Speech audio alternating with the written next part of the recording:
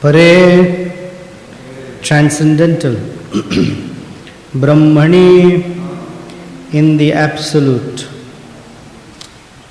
Cha and Atmanam the self, Param the supreme, Brahma absolute, Tatha also, Atma in himself, Vikshamanaha thus observing, Vihaya giving up, Iksham reservation, Asmat from this process, retired. Certainly. King Malayadhwaja could thus observe that the super soul was sitting by his side, and that he, as the individual soul, was sitting by the side of the super soul. Since both were together, there was no need for separate interests. Thus he ceased from such activities. Purport by Srila Prabhupada Ki Jai. In the advanced stage of devotional service, the devotee does not see anything separate between his own interests and those of the Supreme Personality of Godhead. Both interests become one, for the devotee does not act for a separate interest. Whatever he does in the interest of the Supreme Personality of Godhead. At that time, he sees everything in the Supreme Personality of Godhead, and the Supreme Personality of Godhead in everything. Having attained this stage of understanding, he sees no distinction between the spiritual and material worlds. In perfect vision, the material world becomes the spiritual world due to its being the external energy of the Supreme Lord. For the perfect devotee, the energy and the energetic are non-different. Thus the so-called material world becomes spiritual. Sarvam khalav idam brahma. Everything is intended for the service of the Supreme Lord, and the expert devotee can utilize any so-called material thing for the Lord's service. One cannot serve the Lord without being situated on the spiritual platform. Thus, if a so-called material thing is dovetailed in the service of the Lord, it is no longer to be considered material. Thus, the pure devotee, in his perfect vision, sees from all angles.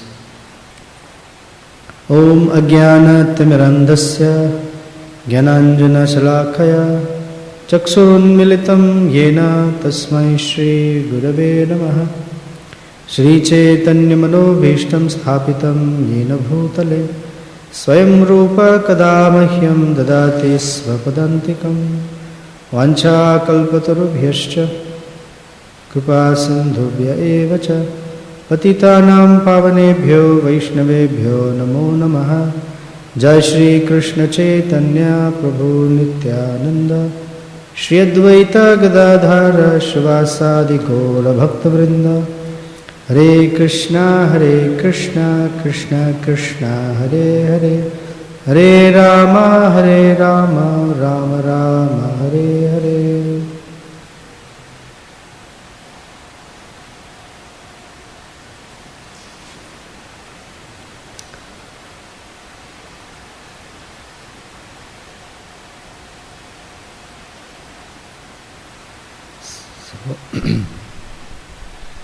King Malayadhwaja has retired from or stopped all his material activities. Asmat Upararama. In this process, in this devotional process, he has retired from or he has stopped all material activities, because he has transcendental vision. The transcendental vision is that he sees the Paramatma sitting right next to him. So, So this means that until one develops such a vision, one will continue to do material activities. Material activities means he thinks that somehow his interest is a little different from Krishna's interest.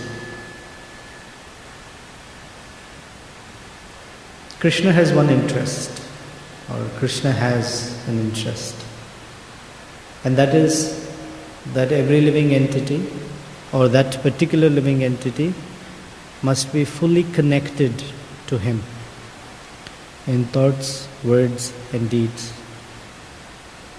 And that is the happiest position of that living entity. It's called the constitutional position.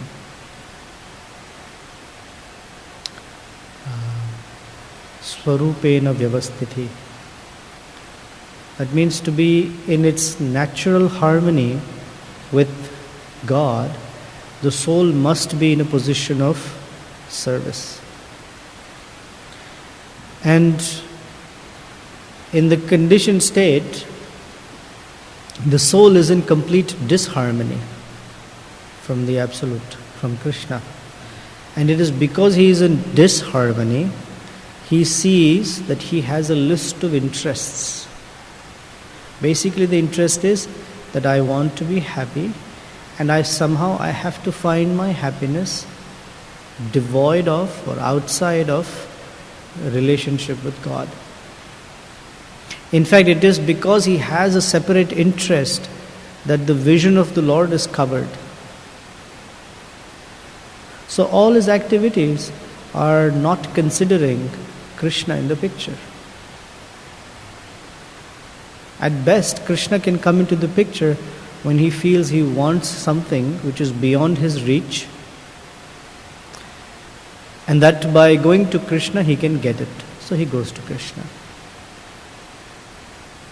This is different from service attitude. If I want something, and if the only way I can get it is by going to God, then I'll go to God, because I want that thing. This is not devotional life. So from the conditioned state to the pure state, there has to be a process that purifies the person of the idea that there are separate interests. It's an illusion. It's called anartha, or called maya, or avidya, whatever we call it. That there is a separate interest for me, that I can become happy without Krishna. That needs to be rectified, or that there has to be a process to come to understand that happiness doesn't lie outside, happiness is right here. It is within me. But people try. So people try karma. Karma means following very strictly the Vedic recommendations. I'm talking of pious persons. So they will follow Vedic karma kanda regulation. Karma kanda says you should fast on this day, you should appease that demigod, you should follow all the rules and regulations of the grahas, the planets, how they influence you. You should follow certain social, moral, ethical etiquettes, etc. Because these are all ways of minimizing sinful reactions, so that you can be elevated to a better position of living. This morning I was reading a nice statement that the demigods, what I was reading is the birth of Vritrasura. So in that introduction to that chapter, Prabhupada writes that some people follow the demigods. They think that if they worship the demigods, they can be saved and protected. And Prabhupada says, it's like trying to cross an ocean by holding on to the tail of a dog. Worship of the demigods is compared to that. He said, just because a dog can swim, It doesn't mean because you hold his tail, he's going to take you across the ocean. So demigods are powerful, no doubt, but they don't have the ability to remove the selfish interest that the living entity has. In fact, they are not empowered for that purpose at all. Their purpose is that they can strengthen the separate interest. Unfortunately. But that's their purpose. So people think, if I go to heavenly planets, things will be better. I can enjoy, I'll be happy. Or for that matter, they may aspire for mukti. Mukti because living in this material world is too much painful. There's a lot of suffering. Let me be in a state where all of this is not there. It's all negated. That is also separate interest. Genuine interest means under all circumstances, under all difficulties, whatever is the situation, that my interest is Krishna's interest, or Krishna's interest is my interest.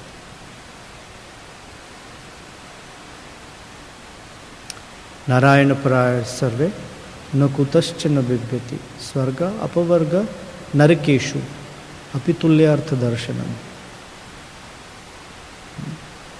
Whether it's heavenly planets, whether it is hellish condition, or whether it is liberated condition, all they care about is service. What is it? What is Krishna's interest, and how can I fulfill Krishna's interest? This is the principle of unity. Unity means there are individuals who have a common interest. Now, in our case, or in the absolute case, that unity is that when everyone has Krishna's interest at heart. So in Ishopanishad, mantra 7 talks about it. Yasmin sarvani bhutani atmaiva buddh vidhanatah vijanatah tatra ko moha ko shoka ekatvam anupashyatah. Which means, translation, one who always sees all living entities as spiritual sparks, in quality one with the Lord, becomes a true knower of things. What then can be illusion or anxiety for him? This ekatvam anupashyatah, when one sees that one's interest is not different from Krishna's interest, for such a person it says ko moha ko shoka. Where can be illusion? Where can there be illusion or anxiety? Which means the corollary is true. Illusion and anxiety arise from having a different interest or a separate interest. Because when one has a separate interest, one is on his own. And one on one's own in this material world is called struggle for existence, karshati. One cannot survive in this material world on one's own. Therefore, one needs the shelter of a material body. And once he has a material body, then he is bound by the laws of karma, bound by the laws of material energy. So then there is no independence. So the purpose of human life is to come to understand this. Vijanataha. Atma eva abhut vijanataha. Vijanataha means to know. But how will one know? If one doesn't hear that one has the Paramatma sitting right next to him, guiding him. And if one doesn't understand that the Paramatma inspires the purpose of life. So yesterday we were hearing that the voice of the Paramatma can be a whisper, but we cannot hear the whisper because there is so much ambient noise. In fact, the slumber of the living entity is so intense that he cannot hear. However, the soul is being awakened. Just as Ravana represents the lusty nature of a living entity, Kumbhakarna represents the inertia or the ignorance of a living entity. Kumbhakarna had this blessing or curse that he will sleep for 6 months of the year and wake up only one day. And after he wakes up, he'll fall asleep again. So the conditioned living entity is like that, asleep. And not asleep like the devotees say, we are resting in Prabhu, but asleep, like in deep sleep. And in that deep sleep, when he had to be awakened, they tried everything. They poked his souls with lances and spears. For him it was not even a tickle. They had these loud gongs and they're not even called karta, they're called something. Gongs. Banging right next to his eardrum. It didn't matter to him. They pushed trees and twigs into his nostrils. Didn't matter. It didn't even arouse him. Just like a little tickle. Then they bought meat and wine and all these intoxicating foods and, moved it near his nostrils, hoping that at least for food he will wake up. He didn't wake up. And finally, when he wakes up for a day, he fights and then goes back to the same condition. So the conditioned living entity, because of habit, although gets little awakening, goes right back. Goes right back to the same old habits and tendencies and behaviors. Because conditioned or habituated. So the process of devotional service is to remove that habit of immediately going back to thinking of his own interest first. Because when there is selfishness in the heart, love cannot reside. Love means to think of the other person, the beloved's interest. And absence of love or lust means to think of one's own interest first. So when we say the highest stage of perfection of life is prema bhakti, that means in that state, all of one's considerations are only Krishna's interest and nothing else. In fact, that one doesn't think of one's own interest even for a moment, even for a speck of a moment. Anything about me? No. And for that matter, even if the individual has to go through tremendous amount of suffering, they don't see it as suffering. So to go to prema bhakti stage, one is starting from, kama bhakti. I don't know if there's an official stage like that, but kama bhakti is completely selfish. So the whole process of devotional service is to take one from utter selfishness to abject selfless love. In between may be other things, but it's the process of transformation. And in that process of transformation, here Prabhupada is talking about dovetailing. It begins with, because a person is thinking of his selfish interests, the beginning stages of Krishna consciousness is to bring or dovetail one's interests somehow in the purview of or in the scope of Krishna's service. I like to cook and eat, so cook for Krishna, like that. Offer to Krishna and then you eat what you like. I like to sing, you sing songs for Krishna. I like to paint, you paint about Krishna. I like to something, so you do it for Krishna. Here the interests are still separate, because the person is thinking of his pleasure. The acharyas and the process of devotional service is so accommodating that somehow or other it puts it into the scope of devotional life. It's called dovetailing, but it's not bhakti, or it's not pure bhakti. Krishna is just a vague concept at this stage. Maybe a little more discreet, oh, this is Krishna, but it is somehow my interest I am bringing into the picture of devotional life. It is my interest still.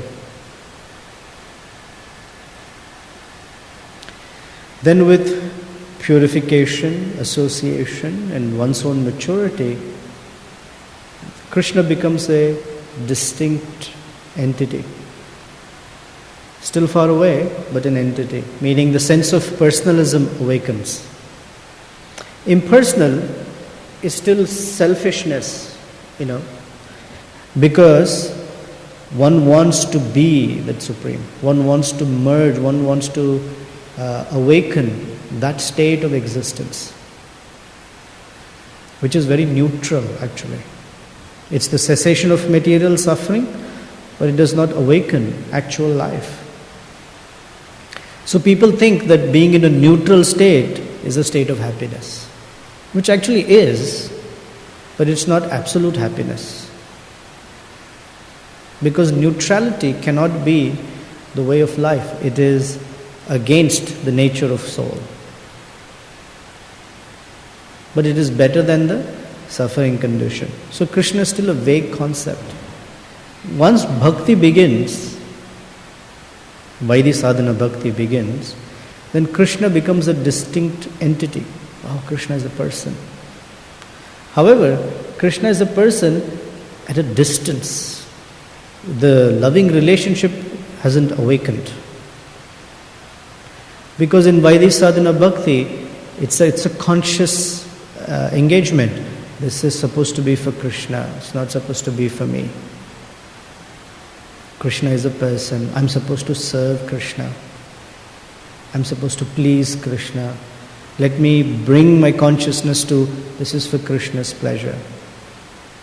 While this is happening, one is still, being tugged or pulled by the selfish interests.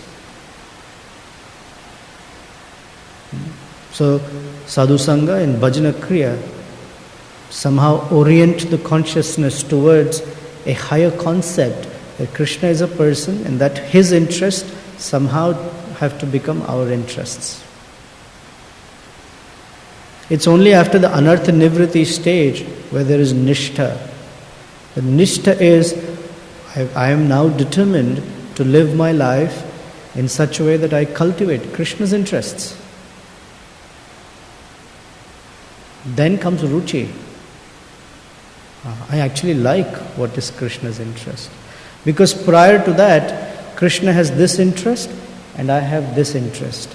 And I have to consider, what to do? Should I go with Krishna's interest or should I go with my interest? If I go with my interest, then my suffering will continue. I'll become conditioned. It's called anartha. If I follow Krishna's instruction, it's very difficult for me. But what to do?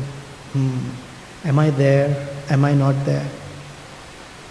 Maybe I should be honest and say I'm not there and just follow my thing. At least I'm being honest, which is fine. But what can I do to take that extra step? If I take that extra step, am I being artificial? Etc. But if I take Krishna's interest, then Krishna says, Ma sucha, don't worry.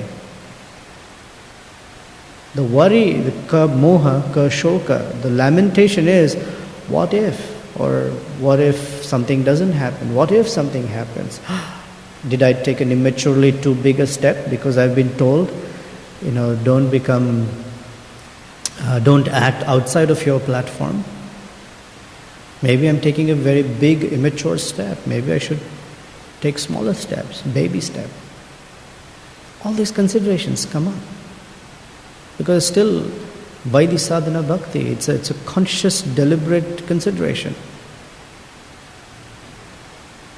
In raga bhakti, one may still have these things going, but as soon as they understand what is Krishna's interest, they go for Krishna's interest. The spontaneous attraction to fulfilling Krishna's interest is their nature.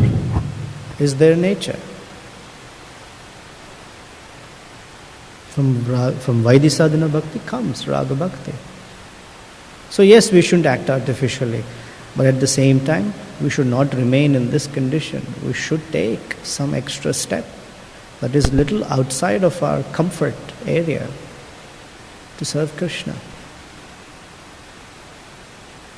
That is our way of expressing to Krishna that I want to align with your interests. For such a person, there is no illusion or lamentation. Ka moha, ka shoka. Where is there lamentation? Where is this illusion? So Prabhupada's giving us a principle that when the interest of the living entity aligns with the interest of Krishna, then he begins to spiritualize his activities. And because his activities involve material things, those material things also become spiritualized. That's the beginning of dovetailing. That's the process through which one becomes purified. Therefore, the bhakti is all about taking our belongings, our activities, and bringing them into the fold of service to Krishna. Therefore, you will see that Bhagavad Gita also progresses from karma yoga, from sakama karma yoga to nishkama karma yoga, and then to bhakti.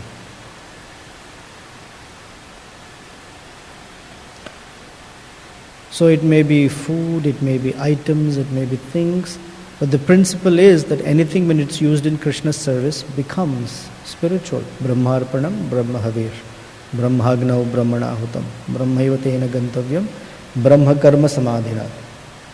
That the oblations, the ghee, the grains, the performer, the mantras, everything, everyone becomes spiritualized. Iron rod, when put on fire, carries the qualities of fire, although it's iron. So the living entity, when engaged in Krishna's service, takes on the qualities of Krishna. Or his pure spiritual nature is awakened. And such a time, all material activities stop. All material considerations stop, because Jitendra Prabhu has a favorite dialogue. Jitendra Prabhu, when will this get done? Well, the subtle form of action has already begun, which means I'm thinking about it. Because action first happens in the mind. Then it manifests as the gross movement of things. So stopping material activities does not only mean the stopping of the gross form of activity, it means the subtle activity is also stopped. That means that desire separate from Krishna's interest has stopped. And the only desires are desire for serving Krishna. This is upararama. Certainly, all of those material activities have stopped. So, any comments, questions? Jai Jagannath Prabhu.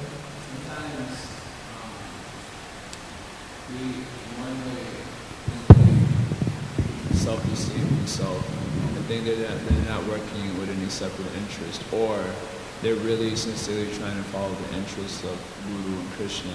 Yeah. And one may quote scripture, Srila Prabhupada has told this, or my Guru Maharaj has told that, or Krishna has told this, and therefore I want to pursue Krishna's interest by doing that. But still, one may not actually be aligned because the range of instructions that come, probably speaking, you can find anything to latch onto and think that you're working for the interest of Krishna and Guru. So how does a person in that type of situation understand if he's really just the little selfish program, or if he's really aligned with the interests of Guru and Krishna? There are symptoms, moha and shoka. Just staying in in the context of the Ishopanishad verse and this verse, moha and shoka still plague a person. Lamentation and illusion still plague a person. That means something is not proper. Now a person can also be careless. And a careless person definitely is an illusion. I don't worry about anything. Like, people out in the world. I'm not afraid of anything. I'm not suffering. So the devotees say, well, this person is an illusion. So, until and unless there is actually ruchi and bhava, there is something going on that is still not ekatvam anupashyata. That's not there. There will be some illusion and lamentation. Those are symptoms. It may be different degrees of illusions and lamentations. But those will still continue. Especially lamentation. Challenges will come. And in those challenges, that's where it comes. The lamentation will be... I've seen varieties of lamentations. Not that I know everything, but at least from my experience, the lamentations are all, why did I follow that instruction? Or the lamentation can be, I should have not followed that. I should have taken that instruction of Krishna instead of this instruction of Krishna. Oh, boo-hoo. When a person considers, I must have, I should have, I could have, these are all lamentations. That means the ekatvam is not there yet. This is a very high state. Prabhupada writes,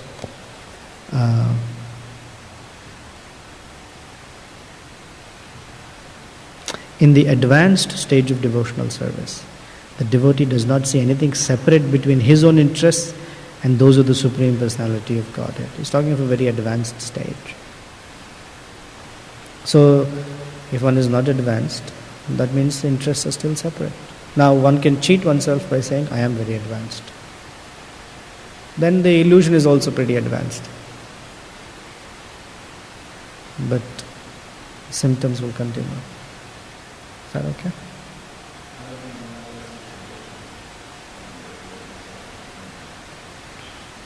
Well, the first is honesty. That yes, I have separate interests. And that separate interests, may Krishna remove it. Na dhanam, na janam, na sundarim, kavitam va jagadisha kamaye. That means these are there. For these to go, there's a previous stage. Trinadapi sunichena. Taroriva sahishnuna manina manadena. Among the three things, amanina is very tough. To give respect to everyone without any expectation of anything in return is a tough state. But that's the prerequisite. Then he says, na dhanam, na janam, na sundarim. That I don't have these interests. I don't want these interests.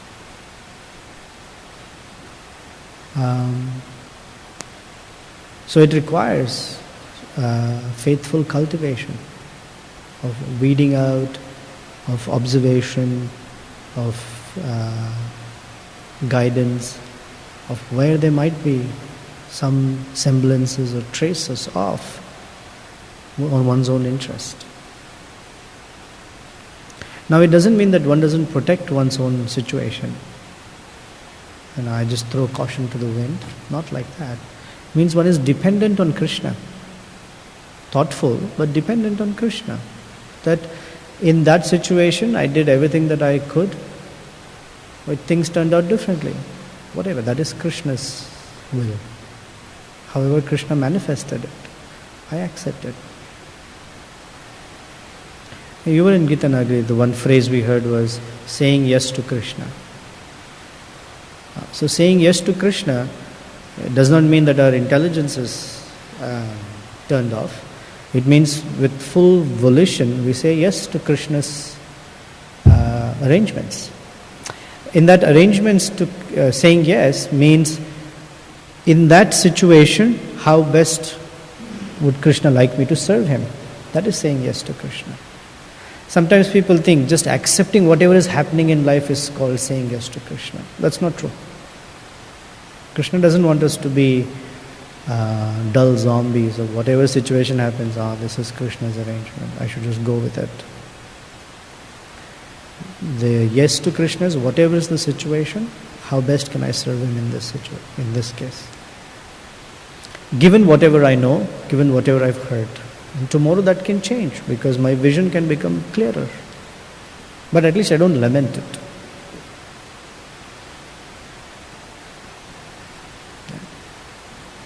Yes, Karnanaka. I want to add something. In advanced stage, like for pure devotees, like Srila Prabhupada, and whatever they do, the action, it is directly controlled by Supreme Personality of Godhead.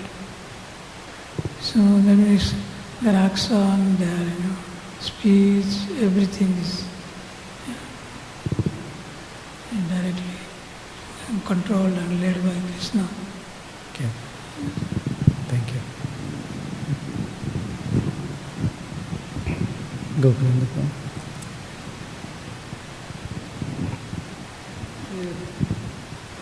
Process of dovetailing seems that is unavoidable. It's like the option of we go out of the devotional service or when we are not advanced, or we have to dovetail. There is no, or we deceive ourselves. Correct. So then the role of the spiritual master of authorities is, you correct me if I'm wrong, is to engage the disciple of the devotees according to what they can, how they can serve better, according to their interest. Yeah, their interest. And it's not more a question that I have to dovetail, but I just have to follow and trust that the person I follow is understanding my psychology, whatever. And this is the person who is helping me to dovetail. Because in the previous purport, it was explained that we can follow Krishna, can give us instruction from within when we are very advanced in Raganuga Bhakti. Okay. And meanwhile we follow the spiritual master. So then shouldn't be more complicated in that sense. The dilemma that if I'm following or I'm not dovetailing, if I'm just we are following the instructions. Well, both are there. One is someone engaging us in service, but there is also our own volition, our own initiative. I'd like to serve Krishna this way. I'm thinking, let's say our lives before we're serving full time.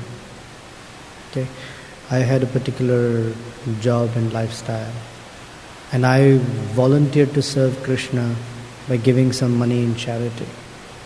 That's my donation.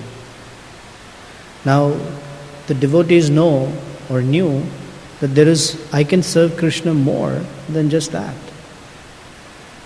But because there is volition from my side, volition means I'm on my own serving Krishna, and that I'm thinking I have money and it's a nice thing to give charity to a temple. Temple needs Krishna, money, and if I don't give money, how will the temple survive? So I used to give. And the devotees took. But that's just dovetailing, that I have a propensity to have a little charitable disposition, they took it. Although they know that I could do so much more in terms of service. But they didn't necessarily come to me and say, I know your nature, you just give donation, don't do anything else.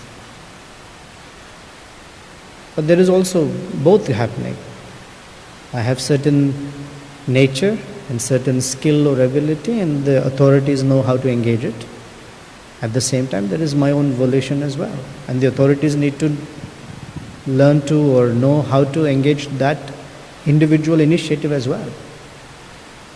Otherwise, if the bhakta says, I'm inspired to serve Krishna in this way, and the authority keeps saying, no, just do that way, they don't feel that their expression of offering to Krishna is noticed or valued.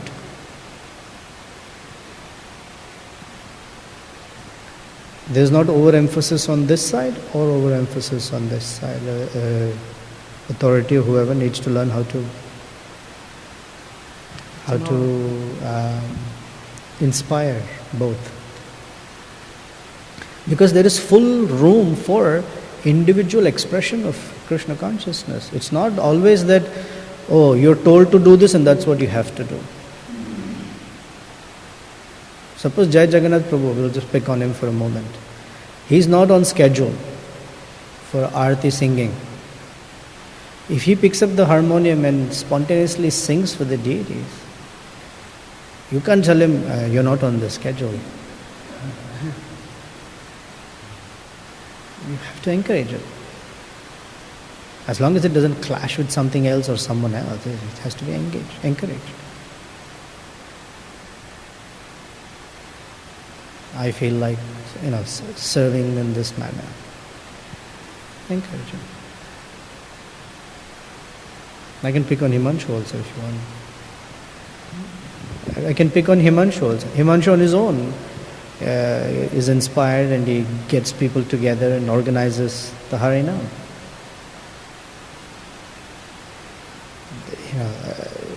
You don't hit him with a sledgehammer for that. That's nice. That's his individual expression of it. Harinam should happen. Let's organize it. Let's share it and then let it happen. That's nice. It's not that he was told, can you please make sure Harinams are organized? He was not told. That's his. Just proactive. Yeah. So that is because you are allowing that to happen. You can be in another situation when you want to be proactive. No, but it's not accepted. That's possible. There may be, tomorrow he may come up with something that someone may say no. Avello. I shouldn't be saying it's all. Anyway, Avello for many years had a problem with me because he was a student at IIT, and his plan was, let's get these rock groups, the devotee rock groups to campus, have a big stage and have massive, rock shows. The devotees will chant Krishna, and I kept saying no. And he had a problem with that. So many people can hear about Krishna. I said, we don't know how to take care of so many people. We don't have the capacity. We can't even reach so many people. No. So I never encouraged him. My fault, I'm not saying it's my fault, or I'm not saying his fault. It's just that we saw things very differently. For example. So he didn't feel encouraged in that area.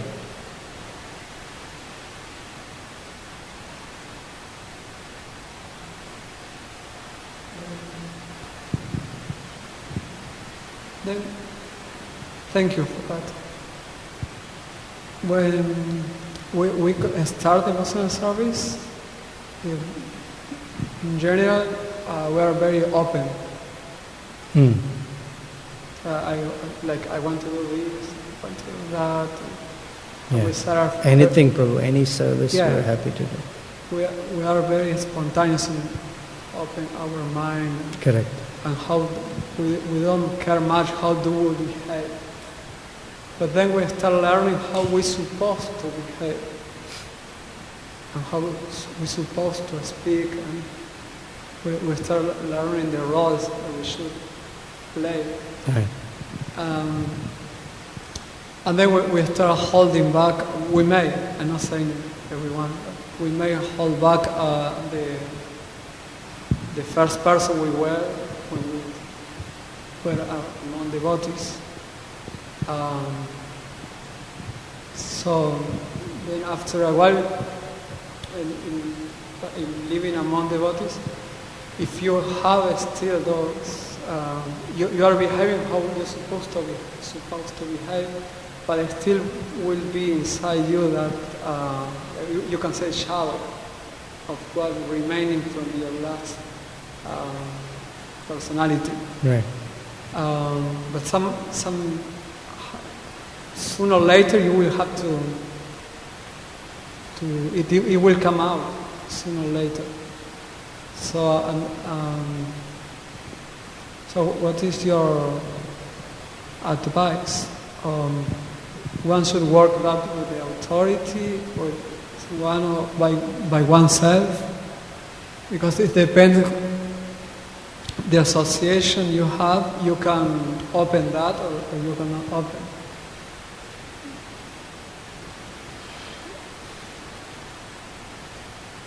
Is it clear what I'm expressing? Yeah. Yeah?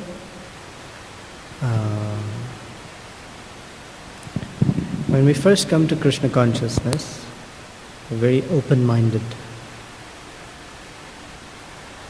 And then we become conditioned by the rules and regulations of bhakti. He didn't use that language, but that's how I'm understanding. We become conditioned by. So while we're being conditioned, within, somewhere in the background is still that original, I guess, free-spirited openness. So how to address that? Because it will either come up or interfere at some point in time.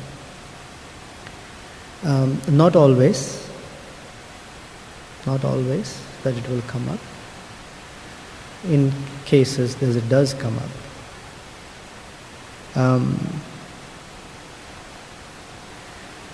The basics of Sambandha Gyan must be clear.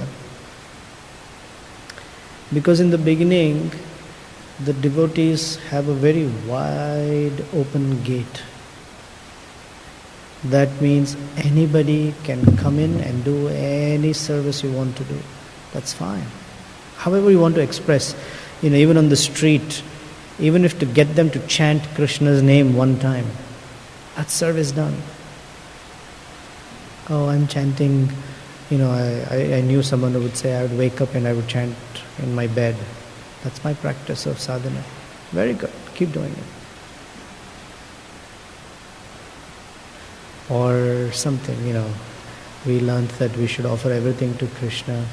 So everything that I buy from the store, even in the restaurant, I think of Krishna. I would get devotees to say, young persons to say, I went to the restaurant and as soon as the food was brought in front of me, I first offered it to Krishna.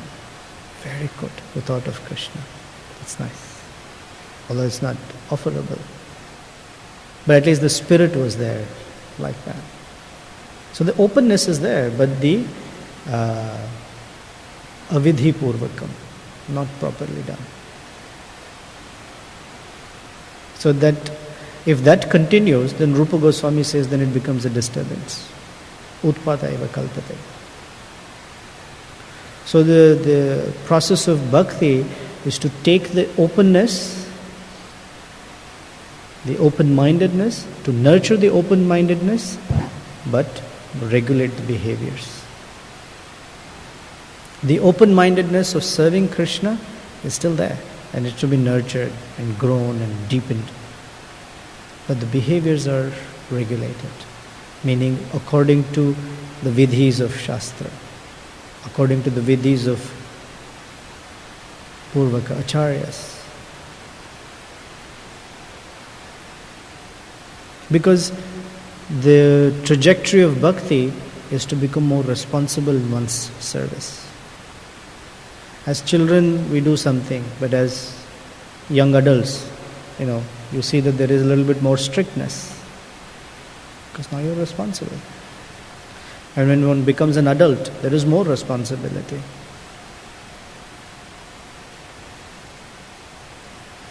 It's the same person, but things change according to their status of life, where they are, what responsibility they have.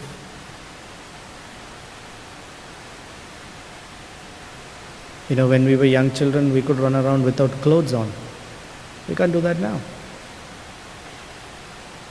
Same person. We can't do that now. So one's life is to be regulated by higher principles. But the same openness to serving Krishna must be there. I must be encouraged.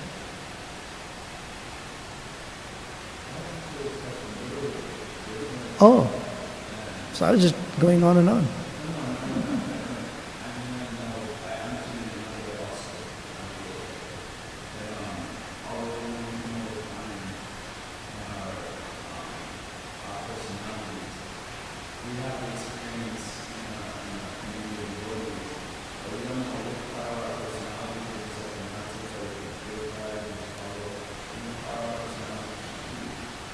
Oh, is that what your question was? Oh, sorry.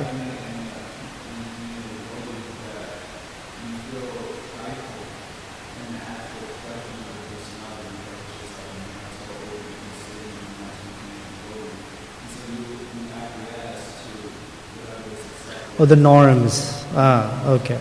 Got it.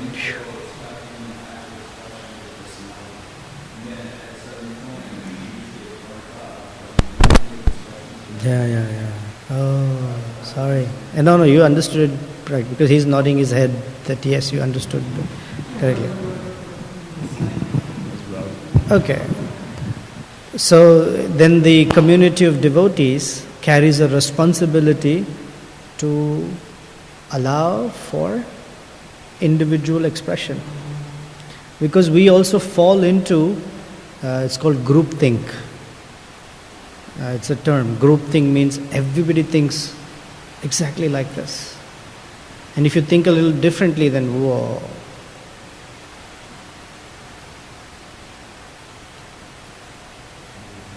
Avidipurvakam. Moghasha, Moghakarmana.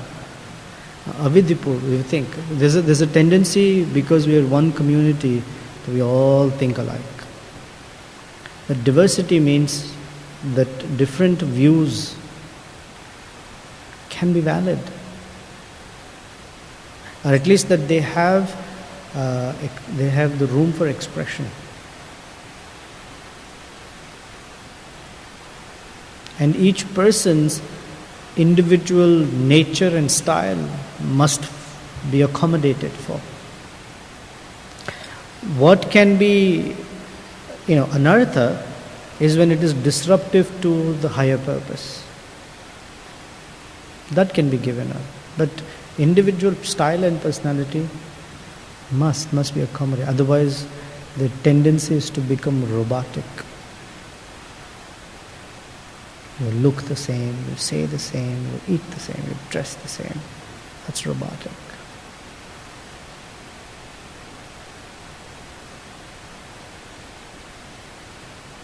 So the danger of robotic thinking and behavior is taken care of by allowing, by either forum, discussion, or engagement, different expressions.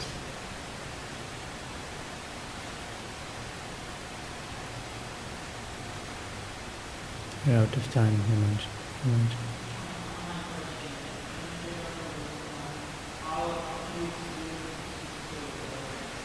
How can we experience that the Super Soul is guiding us?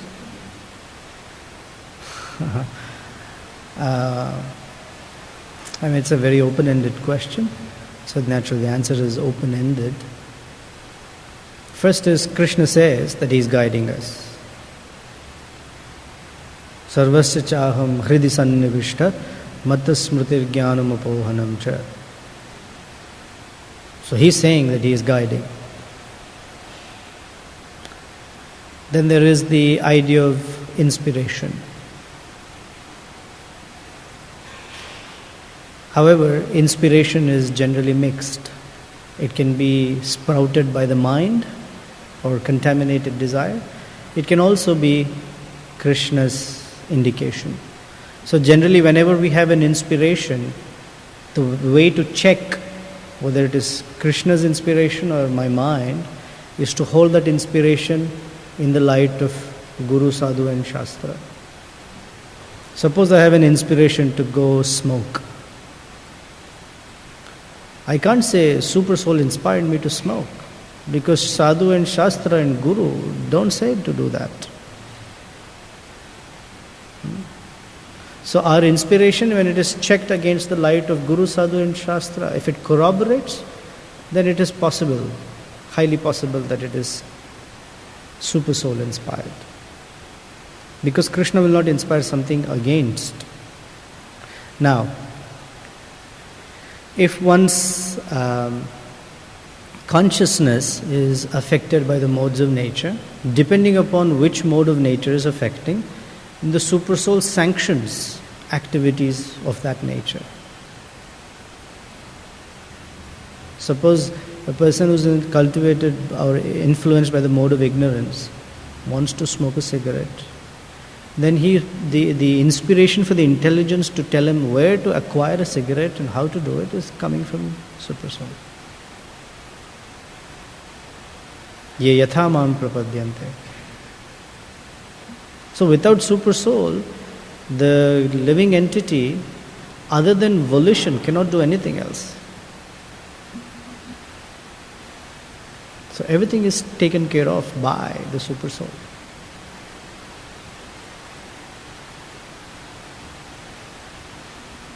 So literally everything, Daivam is one of the factors of action. Daivanetra, karmana daivanetrena. Okay? Final famous last words.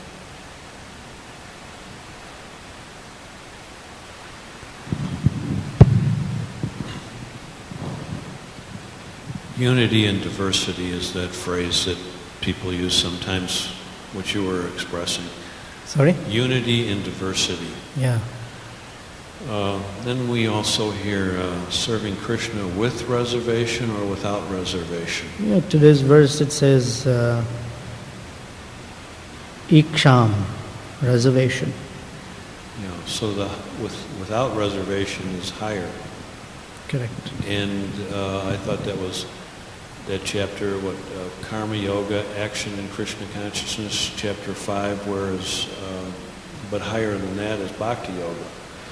And I remember when Prabhupada was pushing book distribution, he just says, just be instrumental, like a cog in the wheel. You're not the doer, but you're serving the whole. And we, united, we have more power, But if we're all capriciously acting, then there's commotional service instead of devotional service.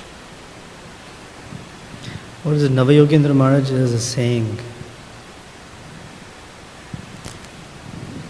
No emotion. You remember that? No emotion, no devotion, only commotion, or something like that. Every time he comes, he says it. Navayogendra Maharaj.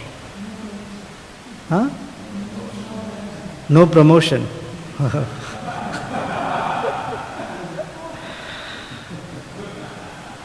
No emotion, no devotion, only commotion, no promotion, or something like that. Anyway, so thank you very much. Srila Prabhupada ki jai, Srimad Bhagavatam ki jai.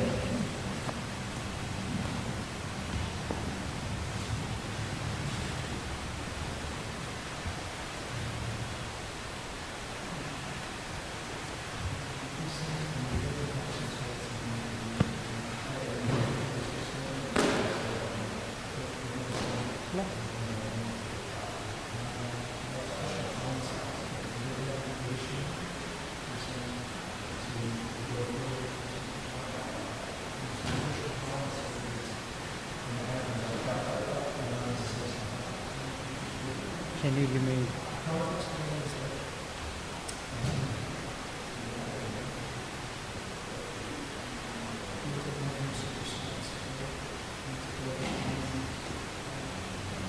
I said Krishna promises, Ma Suchara, no, don't worry, no fears. Because generally a person will not go beyond their comfort zone because they're worried. What if that, what if something else.